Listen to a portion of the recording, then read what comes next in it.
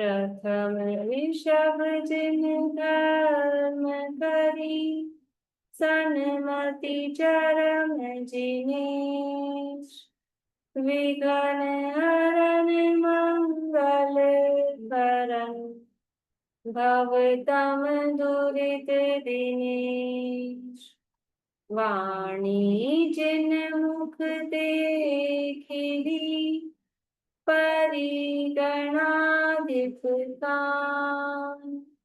अक्षर पदमय विस्तरी, करहि सकल कल्याण। गुरु गणधर गुणधर सकल, प्रचुर परम्पर। व्रत तप धर तनु नगन तर, वंदो वृष शिरमौं। व्रत तप धर तनु नगन तर, वंदो वृष शिरमौं। त्रिभुवन तिलयं देवं, वन्दे तातिभुवनेन्द्र परिपूज्यं। वोच्चं मणुपेहाओ, भव्य जनानंद जननीयो। त्रिभुवन तिलक शत इंद्र वंदित, देव श्री कर नमन कहूँ अनुप्रेक्षाएं, भव्य को सुख कर।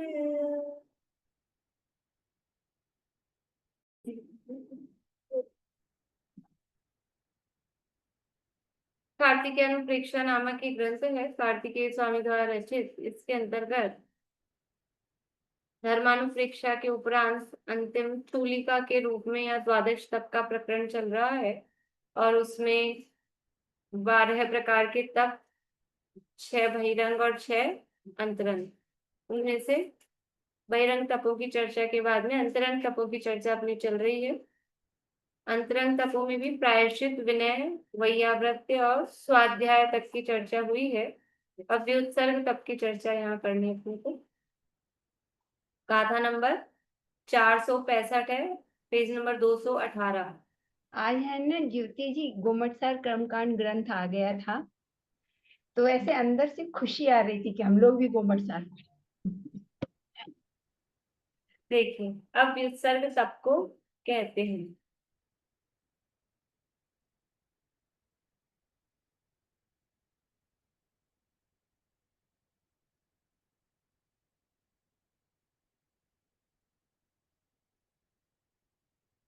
जलमल जलमल लित गतो, जलमल लित गतो, जलमल लित गतो, जलमल लित गतो।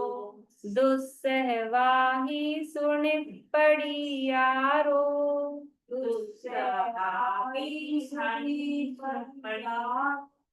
मुँह धोवणादि विरहो,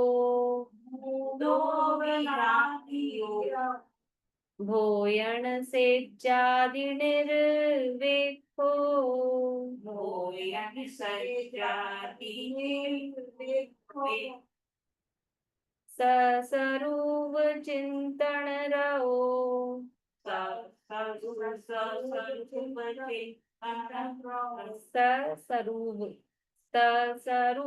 चिंतन रहो, ससरूप चिंतन रहो। दुज्जन सुयनाण जो मज्जत हो, दुज्जन सुयनाण जो मज्जत हो। देहि विनिममतो, देहि विनिममतो। ताओ सग्गो तवो तस्त, ताओ सग्गो तवो तस्त। जलमल लित गत्तो दुस्सहवाही सुनिपड़ियारो।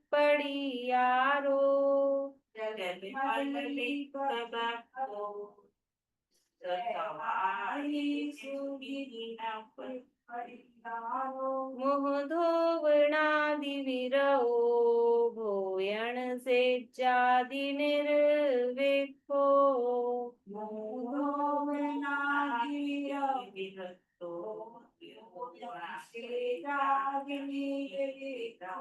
अब आप लोग मत बोलिएगा, प्रीति बोलेगी उधर से पीछे। सरूप चिंतन रहो दुर्जन सुयनाण जो मच्छत हो।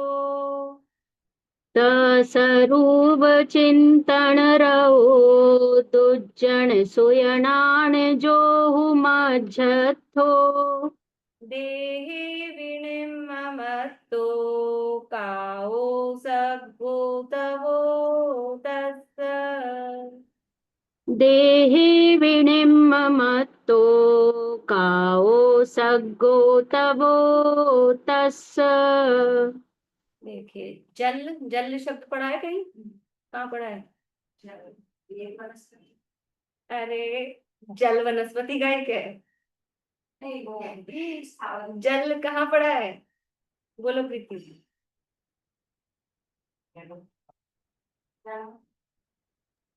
रिद्धि पड़ी थी ना, श्वेल जल जलौषधि, जलौषधि पढ़ी थी कि नहीं? क्या अर्थ है जल का? बोली दीपिका जी, जल का क्या अर्थ है? पसीना। पसीना, ठीक है ना। जल यानी पसीना। तो जल और मल, मल तो समझते ही हैं, मैल, मल यानी मैल, और लिप्त यानी लिप्त। तो जल यानी पसीना और मल से लिप्त। गत्तो, गत्तो यानी गात्र, गात्र यानी गात्र यानी शरीर। गात्र शब्द आता है युगल जी की सिद्ध पूजन में। मुझे लाइन याद नहीं आ रही, लेकिन गात्र शब्द उसमें आता है युगल जी की सिद्ध पूजन में।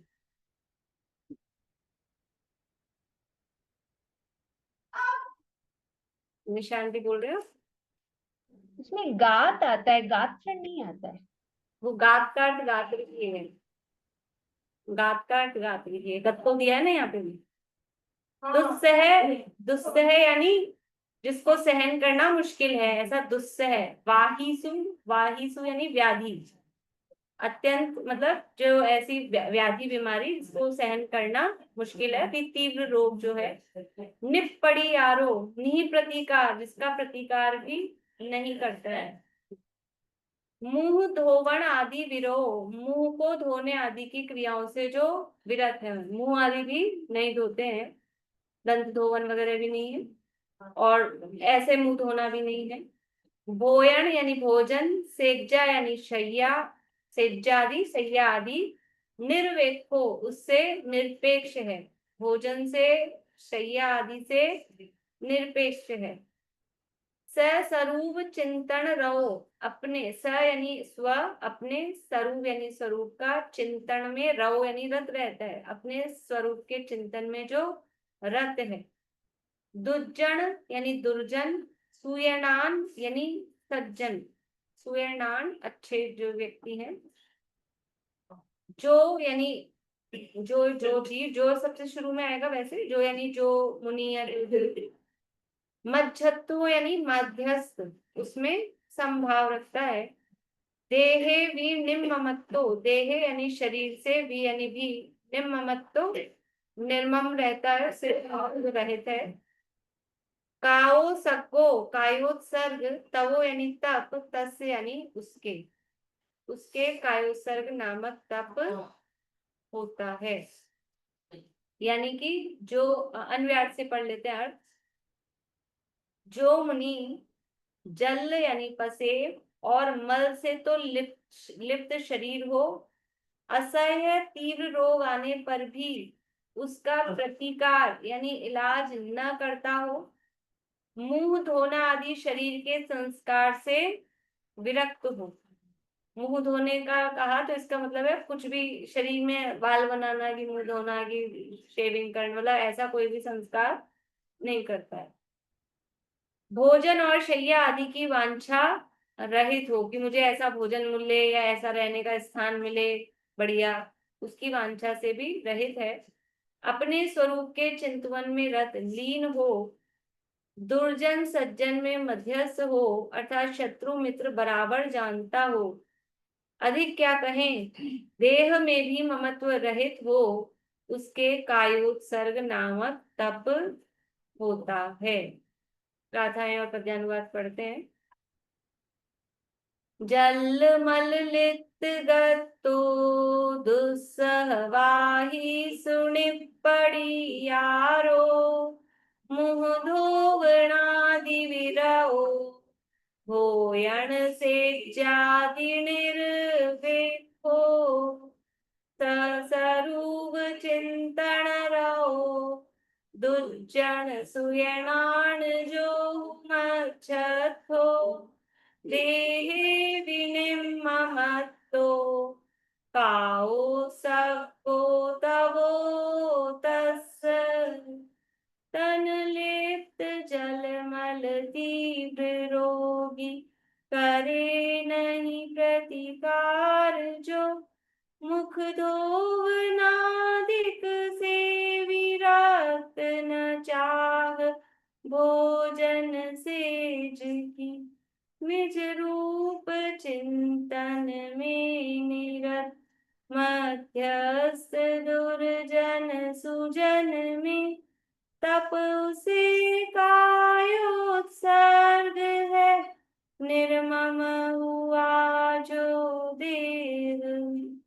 यानी क्या कह रहे हैं, भावार्थ से पढ़ते हैं। जब मुनि कायोत्सर्ग करता है, तब सब बाह्य अभ्यंतर परिग्रह त्याग कर, सब बाह्य आहार विहार आदि क्रिया से रहित हो, काय से ममत्व छोड़, अपने ज्ञान स्वरूप आत्मा में राग द्वेष रहित शुद्धोपयोग हो, रूप हो लीन होता है। यानी कायोत्सर्ग में क्या क्या बात कह रहे हैं कि ऐसा तो उनका शरीर है, पसीना आता है बाहर से और मल आता है, मतलब मैल जमता ही है, ऐसा शरीर है, तो भी मतलब उस शरीर के प्रति कोई ये भाव नहीं कि स्नान करने की वांछा हो, मैल दूर करने की वांछा हो, कि उससे कुछ ग्लानि आती हो, ऐसा नहीं। और तीव्र रोग भी आ जाए तो उसका भी इलाज आदि प्रतिकार करने की भाव नहीं। क्या बता रहे हैं ये व्युत्सर्ग तप मतलब ममत्व से रहित। व्युत्सर्ग का मतलब है ना, हाँ, कायोत्सर्ग या विसर्ग कहो तो वो शरीर के प्रति ममत्व से रहित और बाहरी परिग्रह से भी ममत्व से रहित। तो ये शरीर में मल जम रहा है, पसीना आ रहा है, रोग हो गया है, तो भी शरीर से उनको कुछ मतलब ही नहीं है जैसे, ऐसा। और शरीर का संस्कार करने की भी, हम तो अभी आते हैं गर्मी के दिन में तो मुंह धो के तो आते हैं कम से कम, और धो के आओ तो क्या होता है, फिर से धुल जाता है वो तो लेकिन ये ऐसा गर्मी है तो कोई पाउडर लगा लें कि कुछ खुशबू का काम कर लें, ऐसा वैसा, ऐसा कुछ भी नहीं। तो वो तो मुनिराज के है ही नहीं, लेकिन जरा बाल वगैरह बढ़ रहे हैं तो केश लोन जरा अच्छे से कर लें कि इस तरह का कुछ कर लें, इन सब से ही वो रहित होते हैं। और अच्छा भोजन मिल जाए, अच्छा रहने का सोने का स्थान मिल जाए, वो भी वांछा नहीं है। ये सब शरीर से संबंधित बातें हैं ना, भोजन भी किस लिए है, शरीर के लिए, हाँ। और शैया आदि भी शरीर को कष्ट नहीं हो तो अच्छी, अपने को बढ़िया चटाई वटाई अच्छी मिल जाए मोटी, ये पतली सी और मोटी, ये सब देखते हैं ना अपन, ऐसा। तो ये तो शरीर से तो विरक्त, तो खाली शरीर से विरक्त रहे तो फिर करता क्या है कि अपने स्वरूप के चिंतन में रीम सह स्वरूप चिंतन रहो, अपने आत्म स्वरूप के चिंतन में रत रहते हैं। और फिर बाहर में, अब जब आत्म स्वरूप के चिंतन में रहते हैं, शरीर से ममत्व नहीं है, तो शरीर से ही ममत्व नहीं है, ये तो मोह नहीं है। और बाहर में राग द्वेष करते हैं क्या, तो कह रहे हैं सज्जन दुर्जन में भी समभाव है, कोई दुर्जन आए कि सज्जन आए, उनको किसी से कोई राग द्वेष नहीं है। तो ऊपर मोह का अभाव बताया और यहाँ पे राग द्वेष का अभाव।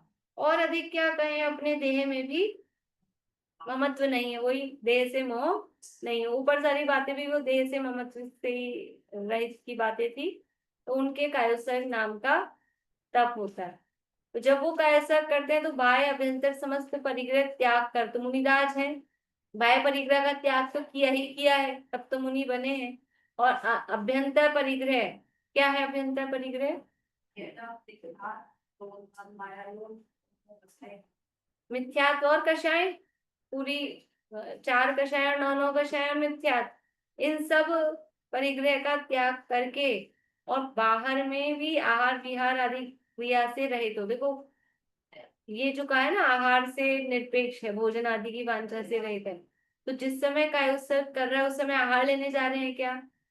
जब कायोत्सर्ग कर रहे हैं तो बाहर में ना आहार की क्रिया हो रही है ना विहार की क्रिया हो रही है, उन सब से भी रहित होकर काया से ममत्व छोड़कर अपने ज्ञान स्वरूप आत्मा में राग द्वेष रहित हो, शुद्धोपयोग रूप हो, लीन होता है। उस समय यदि अनेक उपसर्ग आए, रोग आए, कोई शरीर को काट ही डाले, तो भी अपने स्वरूप से चलायमान नहीं होता है, किसी से राग द्वेष नहीं करता है, उसके कायोत्सर्ग तप होता है। यानी जो सज्जन दुर्जन में संभाव कहा ना, तो वो आत्मा के स्वरूप के ध्यान में बैठे हैं, तो उस समय चाहे कोई उपसर्ग कर रहा हो, चाहे कोई दूर कर रहा हो, चाहे कोई परीक्षाओं को या उपसर्ग को दूर करने का कोई प्रयास कर रहा हो, या कोई उपसर्ग कर रहा हो, तो भी उनके प्रति समभाव रहता है, उनके ये कायोत्सर्ग नाम का तप होता है। अर्घावतारण असी प्रहरण में सदा सत्संगता है। देखिए और इसी को आगे बता रहे हैं। जो देह धारण परो,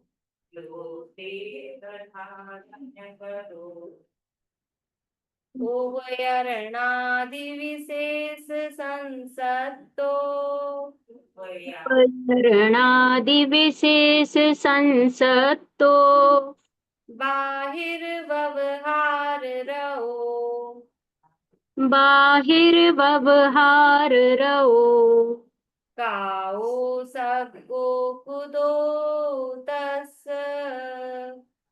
काओ सग्गो कुदो तस्स, जो देह धारण परो, उभयरणादि विशेष संसत्तो, जो देह धारण परो उभयरणादिविशेष संसत्तो बाहिर्व्यवहार रहो, काओ सगो कुदो तस्, बाहिर्व्यवहार रहो, काओ सग्गो कुदो तस्स। ये तो अभी तो बताया था कायोत्सर्ग तप किसके होता है ना। अब थोड़ा उससे विपरीत बता रहे हैं कि जो ये सब काम जो कहे कि देह से विरक्त और शत्रु मित्र में संभाव, ऐसा नहीं करके जो देह धारण करो, जो देह को धारण करने में परायण है, मतलब देह का पालन करने में परायण है, अपने शरीर की सोचता है देह का पालन कैसे हो। ऐसे बोलते हैं ना कभी कभी, कुछ कोई ज्यादा जिनका भारी शरीर हो रहा हो, काम काज कम करते हो, ये अपना शरीर पालते हैं बस, ऐसा वर्ड यूज लेते हैं। ये दिन से तो अपना शरीर पलवा लो, काम कुछ होता नहीं है। ये देह धारण करो, तो देह को धारण में, देह के पालन में ही परायण है, ऐसा। तो जो मुनि देह का पालन करने में तत्पर है, परो तत्पर है, परायण है। उभयरण आदि उपकरण आदि, उभयरण यानी उपकरण आदि विशेष संसत्तो, उपकरण आदि में विशेष रूप से आसक्त हैं। ये मेरी पिछी, ये मेरा कमंडल, ये मेरा शास्त्र, और तो उपकरण क्या है, अब और क्या क्या कर लेते हैं, रख लेते हैं, वो तो परिग्रह है सब, इनको उपकरण कहेंगे। उपकरण तो पीछे कमंडल और शास्त्र है, लेकिन उसमें भी आसक्त, उसमें विशेष आसक्त हो, संसक्त हो। बाहिर व्यवहार रहो, और जो बाह्य व्यवहार है, लोक व्यवहार है, उसमें रत है, उसमें लीन रहते हैं। कौन आया कौन गया, मतलब आत्मा के ध्यान से मतलब नहीं है। कोई बड़े सेठ जी आए हैं कि कोई, हाँ, तो उनको आगे बुला लेना, बिठाना, या मतलब इसी में आ सकते हैं। काओ सग्गो कुदो तस्स, काओ सग्गो, कायो सर्ग, कुदो यानी कैसे, तस्य यानी उसके, उसके कायोत्सर्ग कैसे होगा? जो ये काम में लगा है, शरीर का पालन करने में लगा है, वो कायोत्सर्ग कैसे कर सकता है? कायोत्सर्ग का मतलब है कि बाहर में ये जो ऊपर कहा ना, उस समय यदि अनेक उपसर्ग आए, रोग आए, तो भी वो कायोत्सर्ग तब सार्थक है। अब शरीर के पालन में लगा है, भोजन आदि की वांछा करता है, अच्छे शरीर को कष्ट ना हो, कहाँ बैठेंगे कहाँ उठेंगे, ये अच्छी चिकनी शिला होनी चाहिए, पत्थर कठोर है, अच्छा संस्तर मिल जाए, तो वो देह के पालन में लगा हुआ है और अपने उपकरण आदि को सजाने में लगा हुआ है। तो जो अभी तो उपकरण तो और बाहर की चीज है, तो उपकरण में ही लगा हुआ है, तो शरीर में तो लगा हुआ है ही। और लोक व्यवहार, लोगों का समझ लो आओ भगत में या उनके क्या बोले लिहाज में ही बैठा हो कि ये क्या समझेंगे क्या नहीं समझेंगे ऐसा, तो उसके कायोत्सर्ग तप कैसे होता है? उसके कायोत्सर्ग तप नहीं होता है। गाथा और पद्यांश।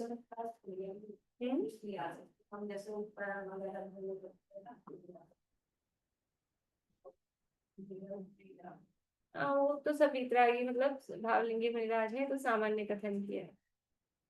जो देह धारण परो उभयरणादि विशेष संसतो बाहिर व्यवहार रहो काओ सको कुदो तस तन में रहे अनुरक्त आसक्त उपकरणादि में बाह्य में रत रहे कैसे उसे कायो सर्ग हो।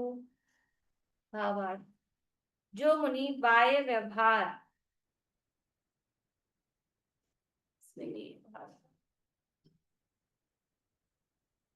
जो मुनि बाह्य व्यवहार, पूजा प्रतिष्ठा आदि तथा ईर्या समिति आदि क्रियाओं में जिनसे लोग जाने कि यह मुनि है, बाहरी व्यवहार में और अपनी बाहरी क्रियाओं में ही तत्पर हो, देह का आहार आदि से पालन करना, उपकरण आदि का विशेष संवारना सजाना, शिष्य जनों से बहुत ममत्व रखकर प्रसन्न होना इत्यादि में लीन हो और अपने स्वरूप का यथार्थ अनुभव जिसके नहीं है उसमें कभी लीन होता ही नहीं।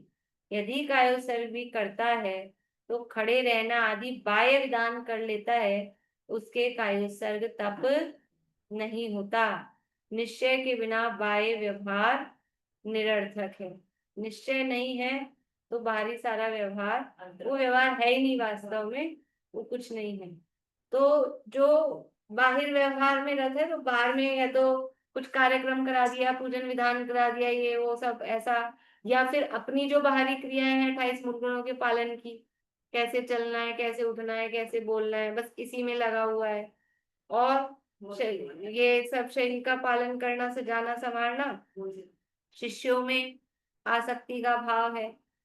अपने यह स्वरूप का यथार्थ अनुभव जिसके नहीं है उसमें कभी लीन होता ही नहीं।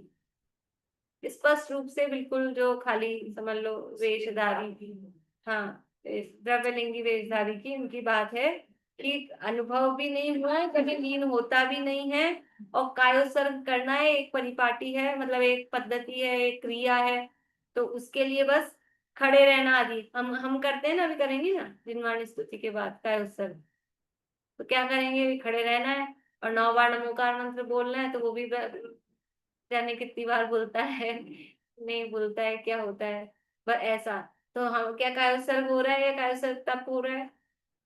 ये वो एक बस पद्धति की जैसे करते हैं, तो ऐसे ही वो मुनि बन के भी अब वहां करना है कायोत्सर्ग, तो वो मुनि बन के भी ऐसे ही करता है, खाली देखा देखी, वही जो दिन में कहा था ना, वो बच्चा मम्मी को देख के बस माला घुमाता है, ऐसे वैसे ही है।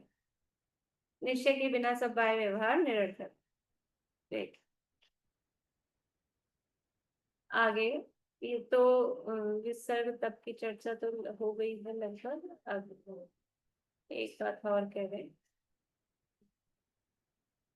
अब ध्यान का लक्षण, ध्यान ना सबसे नीचे अंतोमुख में ये ना, हाँ ये इसमें पीडीएफ में वो हेडिंग इसका दिया है, ध्यान का लक्षण, और ये ध्यान के लक्षण की गाथा है अब।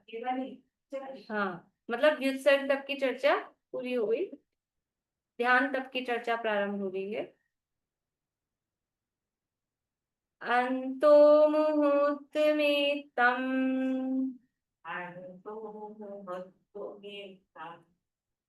लीनं वत्थुं मिमानसं नाणम्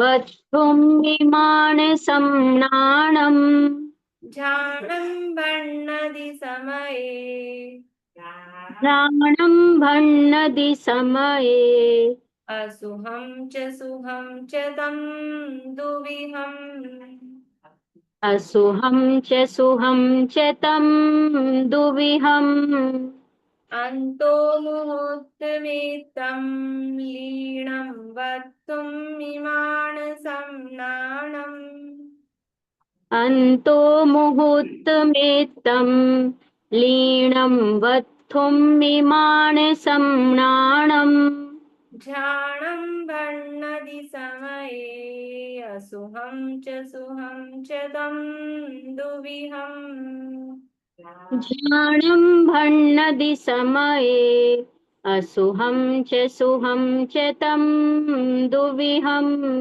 देखिए अब अंतिम जो ध्यान है, अंतिम जो तप है ध्यान नाम का, उसका स्वरूप यह बता रहे हैं। ध्यान किसे कहते हैं, ध्यान का लक्षण, तो कह रहे हैं अंतो मुहूर्त मित्तम। अंतो मुहूर्त, अंतर मुहूर्त, अंतो यानी उसके अंदर अंदर, मुहूर्त यानी मुहूर्त, मुहूर्त के अंदर यानी अंतर मुहूर्त, मित्तम यानी मात्र, लीनम लीन होना, वत्थुम्मी वस्तु के स्वरूप में, मानसम नाणम, मानसम यानी मन, और नाणम यानी ज्ञान, यानी कि जो कोई वस्तु है उस वस्तु के चिंतन में अंतर्मुक्त मात्र के लिए जो मन ज्ञान है, मानस ज्ञान। आप लोगों को ध्यान नहीं होगा शायद, पता नहीं किसको ध्यान है या नहीं है। वृहद द्रव्य संग्रह में जो उपयोग अधिकार वाला प्रकरण था, उसमें जो उपयोग के भेद प्रभेद किए थे ना, तो उसमें मानस ज्ञान को अलग लिया था। ध्यान है, निशान के कहाँ गए? और तो इसको होगा, आप लोगों को तो ध्यान ही नहीं होगा, देखना खोल के, ग्रंथ तो होगा सबके पास में, वहाँ मानस ज्ञान को अलग लिया। मानस दर्शन के अंतर्गत भी, यद्यपि अलग भेद नहीं है, चक्षु दर्शन ही है, लेकिन फिर भी मन ज्ञान से रिलेटेड उसको अलग लिया। तो यहाँ कह रहे हैं कि अंतर्मुक्त मात्र के लिए जो वस्तु के चिंतन में मन ज्ञान का लीन होना है। और क्या कह रहे हैं आगे, झाणम बन्नदि समय, जो मन ज्ञान वो अंतर्मुक्त मात्र के लिए किसी एक वस्तु में लीन हुआ, उसके चिंतन में, झाणम यानी ध्यान, बन्नदि यानी कहा गया है, समय, समय यानी समय में, समय मतलब समय सार पढ़ा है ना आपने, दूसरी का पढ़ी है, हाँ समय यानी आत्मा, आत्मा में, आत्मा में कहा गया है समय, यानी समय शब्द के क्या क्या अर्थ बताए गए हैं। समय शब्द के अनेक अर्थ नहीं पड़ेगे शुरू में ही, समय सार में अर्थ बताने, वो तो भेद है। समय, समय शब्द का आत्मा, समय शब्द का समय सार, समय शब्द का समय, और एक और है, कुछ ख्याल में नहीं आ रहा। मतलब का अर्थ नहीं आया जो चाहिए, विनीता आंटी। सिद्धांत ग्रंथ, सिद्धांत सिद्धांत, बहुत अच्छा। समय यानी सिद्धांत, समय यानी शास्त्र, समय यानी मत, समय यानी आत्मा, समय यानी टाइम, और समय वो सब तो है ही, लेकिन यहाँ जो है तो समय, झाणम भण्णदि समय, उसको ध्यान कहा गया है, कहा गया है सिद्धांत में, शास्त्र में, आगम में, समय यानी आगम, वहां उसको ध्यान कहा गया है। सुहम च असुहम च सुहम च तम दुविहम। असुहम यानी अशुभ, सुहम यानी शुभ, तम यानी वह, दुविहम यानी दो प्रकार का है। यानी किसी वस्तु के चिंतन में अंतर्मुहूर्त मात्र के लिए जो मन ज्ञान है उसका लीन हो जाना, उसे शास्त्र में, आगम में ध्यान कहा गया है। और वो ध्यान शुभ और अशुभ के भेद से दो प्रकार का है, अन्वय।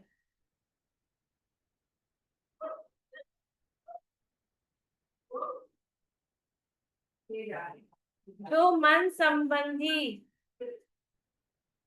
ज्ञान वस्तु में अंतर्मुहूर्त मात्र लीन होता है, एकाग्र होता है, तो सिद्धांत में ध्यान कहा गया है। और वह शुभ अशुभ के भेद से दो प्रकार का है। गाथार पद्यानुवाद पढ़ते हैं।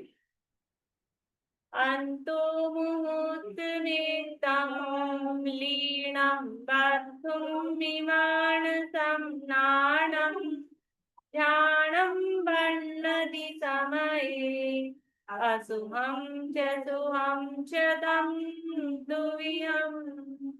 अंतर मुहूर्त के लिए हो लीन मानस ज्ञान जो सिद्धांत में है ध्यान कैसे शुभ अशुभ है भेद दो। भावार्थ, ध्यान परमार्थ से ज्ञान का उपयोग ही है। जो ज्ञान का उपयोग एक ज्ञेय वस्तु में अंतर्मुहूर्त मात्र एकाग्र ठहरता है तो ध्यान है। वह शुभ भी है और अशुभ भी है, ऐसे दो प्रकार का है। देखो ध्यान क्या है कि ध्यान मतलब ज्ञान की एकाग्रता को ध्यान कहते हैं। ध्यान मतलब ज्ञान यानी जानना। दादा के शब्दों में दादा बोलते हैं ध्यान, ज्ञान यानी जानना और ध्यान यानी जानते रहना। एक ही वस्तु को लगातार जानते रहना यानी उसमें एकाग्रता, उसका नाम है ध्यान। जानना और जानते रहना, तो जो ध्यान है वो ज्ञानोपयोगी है। तो अब वो जो ध्यान है उसमें कौन सा ज्ञान काम करता है, यानी ज्ञान है जीव को जो ध्यान की चर्चा जो भी है यहाँ पे समझ लो अभी शोक्षम ज्ञानियों के हिसाब से, तो शोक्षम ज्ञान जो है वो कैसे वर्क करता है। इस शोक्षम ज्ञान इंद्रियों और मन के माध्यम से वर्क करता है। उसके माध्यम से काम करता है, या तो इंद्रियों से जानेगा या मन से जानेगा। तो इंद्रियों से जानने में अगर उपयोग की एकाग्रता रखें, हम एक ही इंद्रिय से जानते रहे तो वो ध्यान होगा क्या, क्यों नहीं होगा, कारण बताओ।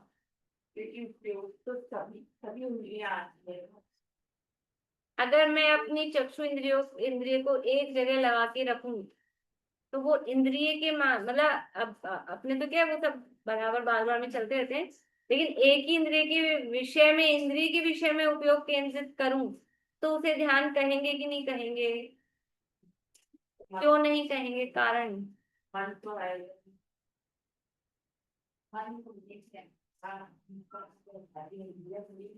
बोलो प्रीति। केवल वो मन वाला जो है वो ध्यान कहा जाएगा, ऐसे। इंद्रिय वाला क्यों नहीं कहा जा रहा है, बोलिए सुमन जी। क्योंकि उपयोग तो मतलब एक हर समय बदलता रहता है ना, तो एक इंद्रिय से कैसे उपयोग एक जगह टिकेगा, हमें पकड़ में नहीं आता। तो लेकिन मन में भी उपयोग बदलेगा ना, मन में भी बदलेगा।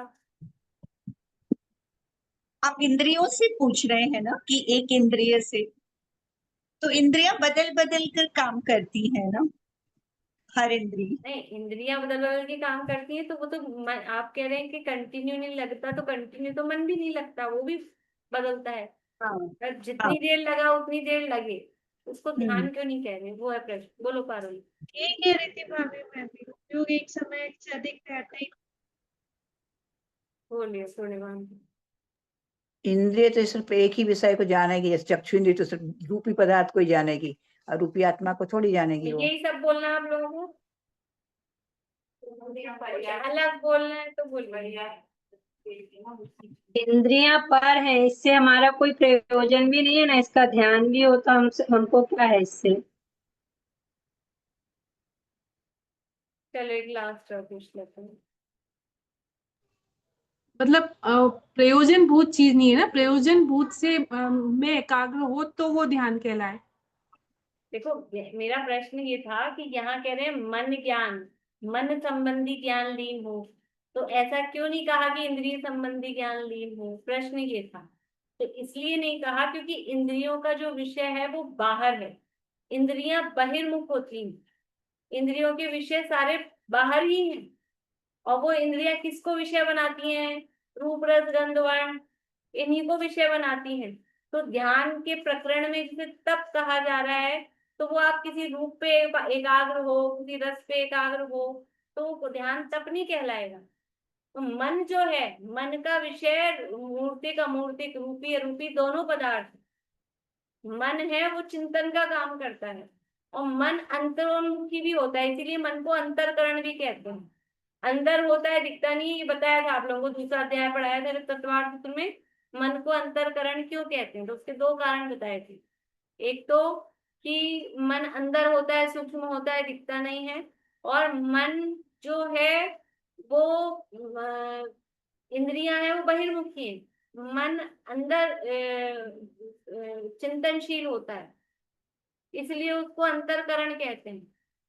तो मन ज्ञान है, उसके माध्यम से ही वो उपयोग जो एकाग्र हो रहा है, तभी उसको ध्यान कहा जा रहा है। इंद्रिय ज्ञान से उपयोग की एकाग्रता भी नहीं बनेगी।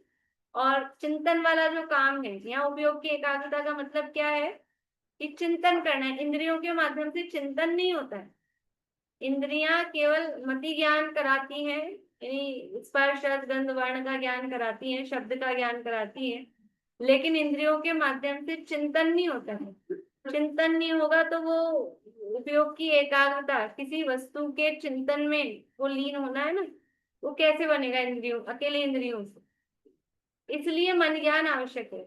इसलिए ऐसे मतलब समझ लो, डिबेट वगैरह भी ऐसे रखते हैं कि आत्मानुभूति के लिए या सम्यक दर्शन की प्राप्ति के लिए मन साधक है कि बाधक है। कि वो मन अगर मन के माध्यम से विषयों का ही चिंतन करे तो बाधक है, लेकिन मन की कंपल्सनता भी बताई है ना, कंपल्सरी है। क्यों? संगी पंचेंद्रिय को ही सम्यक दर्शन होता है। क्यों होता है संगी पंचेंद्रिय को ही? अगर मन ज्ञान कंपल्सरी नहीं हो, वो चिंतन का कार्य मन करता है, अगर वो नहीं हो तो फिर बिना मन वाले को असंगी को भी हो जाए, पांच इंद्रियां ही सुनने का काम करता ही है। इसलिए मन की जो भूमिका है, लेकिन वो मन की जो भूमिका है, हम उस युग में उस मन को नहीं लेते हैं, और उस मन के माध्यम से वो मन हमको संसार में रुलाने में, भ्रमाने में कारण बन रहा है। वो जो मन हमको संसार से पार उतारने के लिए मिला था, उसके माध्यम से हम चिंतन मनन विचार करके इस संसार से पार होते, उसी मन के माध्यम से हम विषयों में उलझ रहे हैं, और ज्यादा उसमें उलझते हैं। इसलिए यहाँ पर तो जो कहा कि मन ज्ञान शब्द आया ना, इसलिए थोड़ा ये बताया कि जो ज्ञान का उपयोग एक के वस्तु में अंतर्मुख मात्र एकाग्र ठहरता है, वो ध्यान है। तो ज्ञानोपयोग मतलब वो मानस ज्ञान, मानस ज्ञान रूप जो उपयोग है वो एक गेय वस्तु में, और एक गेय वस्तु अब अपना दिन का और ये समझ लो बराबर आ जाएगा जल्दी, वही वहां पे और यहाँ पे। तो एक गेय वस्तु कौन सी? कि एक गेय वस्तु मतलब अपना आत्मस्वरूप, और आत्मस्वरूप अदरवाइज जो जीव पुद्गल धर्म धर्म आकाश काल ये छह द्रव्य हैं, उनका चिंतन, वस्तु का जो स्वरूप है, उत्पाद द्रव्य रूप स्वरूप है, उसके स्वरूप के चिंतन में जो अगर लगा रहता है तो उसको ध्यान कहते हैं। और वो जो ध्यान है वो शुभ भी होता है और अशुभ भी होता है। ये भी बात दिन में अपन ने देखी थी कि वास्तव में जो तप है, ध्यान तप, वो तो शुभ रूप ही है। ये तो जो सामान्य रूप से ध्यान है उसमें शुभ अशुभ के भेद किए जाते हैं। मतिश्रुत ज्ञान में इंद्रियां और मन दोनों ही निमित्त आते ना? मतिश्रुत ज्ञान में ये तो सामान्य कथन है।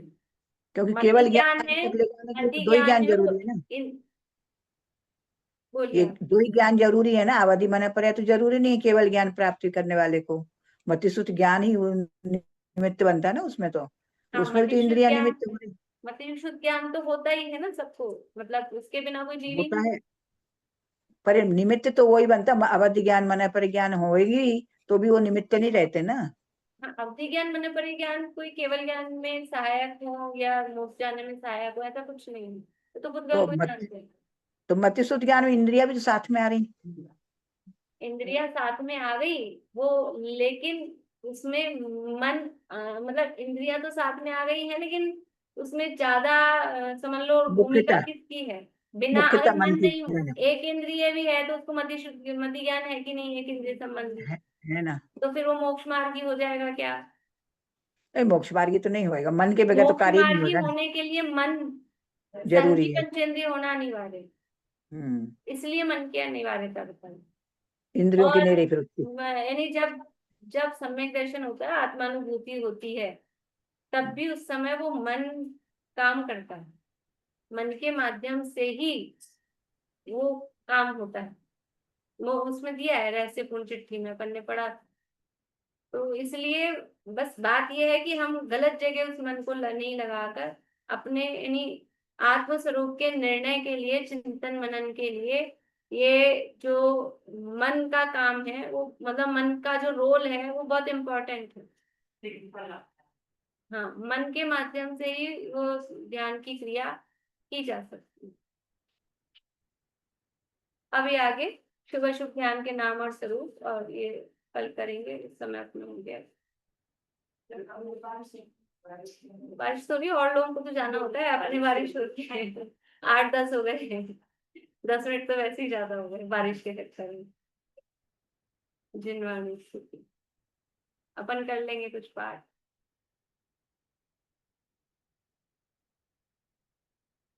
मेरे ग्रंथता की भावना हो शपथ मेरी, पीते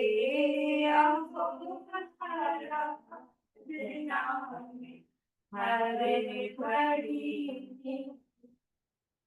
हर के पिता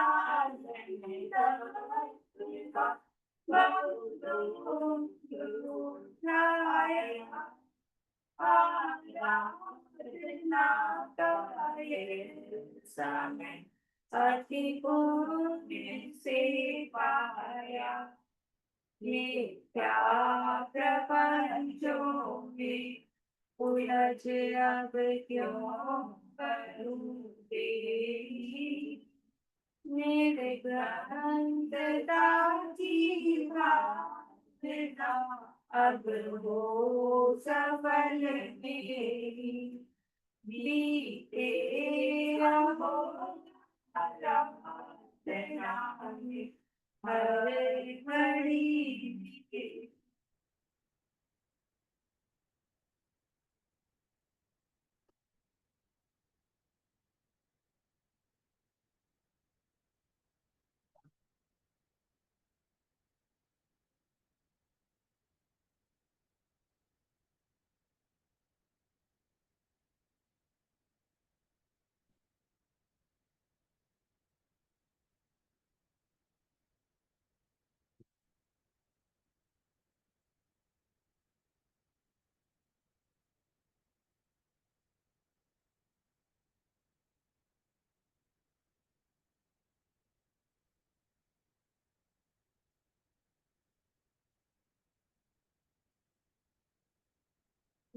शांति